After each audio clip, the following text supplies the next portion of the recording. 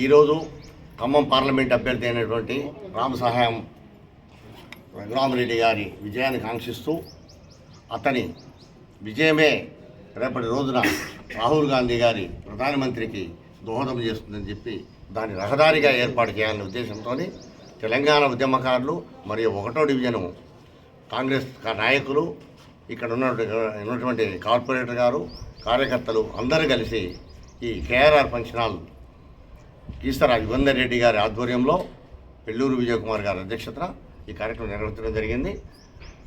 ఈ కార్యక్రమాన్ని విజయవంతం చేయడం కోసం మహిళలు పెద్ద ఎత్తున అలాగే ఈ ఉద్యమకారులు భారీ సంఖ్యలో హాజరై ఈ కార్యక్రమాన్ని విజయవంతం చేయడం కోసం వచ్చారు. వారందరి కోరిక మేరకు ఈ కార్యక్రమాన్ని నిర్వహించడం జరిగింది.